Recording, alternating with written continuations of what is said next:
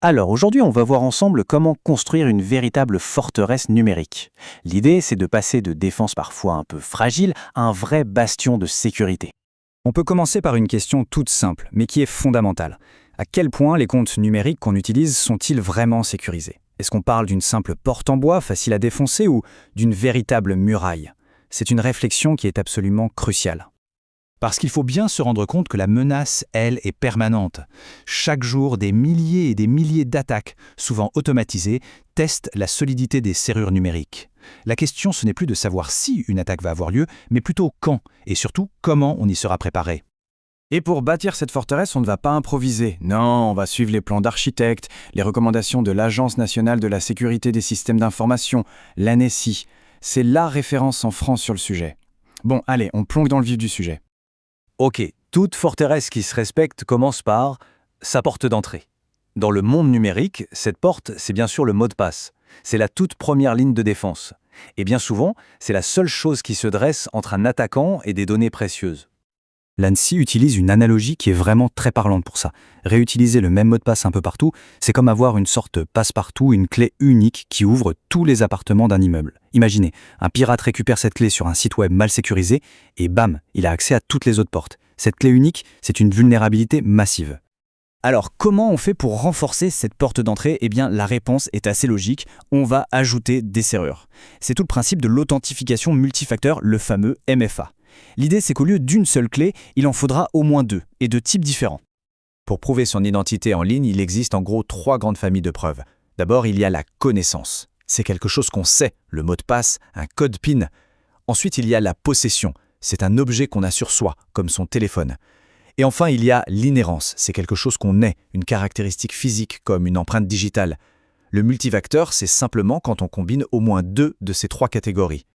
Mais attention, toutes les deuxièmes serrures ne se valent pas, loin de là. La NSCI a fait le tri. Le code reçu par SMS, par exemple, est jugé moyen. C'est acceptable, mais ça peut s'intercepter. Les applications qui génèrent des codes à usage unique, elles, sont une bonne solution. Mais le top du top, classé très bon, c'est la clé de sécurité physique, qui utilise des standards comme FIDO2. Elle est conçue pour résister aux attaques les plus sophistiquées, comme le phishing. Bon, la porte d'entrée est maintenant blindée. C'est super. Mais il faut s'occuper de ceux qui ont les clés de tout le château, les administrateurs système. Si un attaquant arrive à compromettre un de leurs comptes, c'est comme s'il prenait le contrôle du commandant de la garde. D'un coup, il a accès à tout.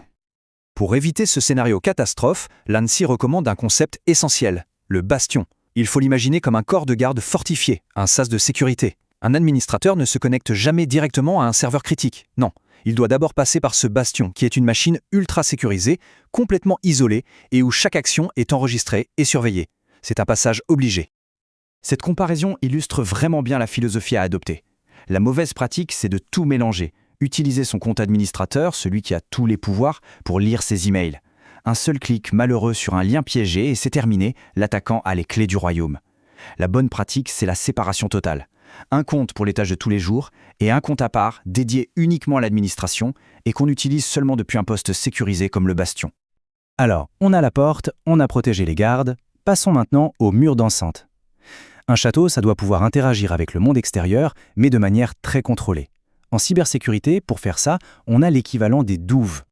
Ce concept porte un nom technique, la zone démilitarisée, ou DMZ. C'est un petit réseau tampon, une sorte de no man's land, qui est placé entre Internet et le réseau interne principal. On y met tout ce qui doit être accessible de l'extérieur, par exemple un site web. De cette façon, si un attaquant parvient à compromettre le site, il se retrouve coincé dans les douves, dans la DMZ, mais il ne peut pas atteindre directement le cœur du château. On arrive maintenant au centre névralgique de la forteresse, la salle du trône, l'endroit d'où tout le pouvoir émane. Dans la plupart des grandes organisations, ce centre de commandement, ça s'appelle l'Active Directory.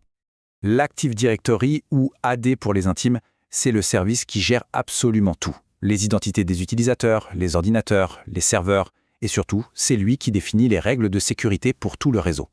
Pour faire simple, contrôler l'Active Directory, c'est contrôler tout le royaume numérique. Et là-dessus, l'avertissement de l'ANSSI est sans appel. Une fois que l'Active Directory tombe, tout le reste suit.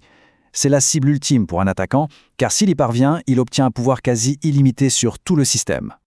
Alors pour protéger cette salle du trône, l'ANSSI nous donne 4 décrets fondamentaux. Premièrement, minimiser le nombre de clés, le moins de comptes administrateurs possible. Deuxièmement, segmenter. On sépare les tâches d'admin des tâches de tous les jours. Troisièmement, tout surveiller. Chaque action critique sur l'AD doit être tracée et analysée. Et enfin, quatrièmement, défendre en profondeur. On multiplie les couches de sécurité et les obstacles pour un attaquant.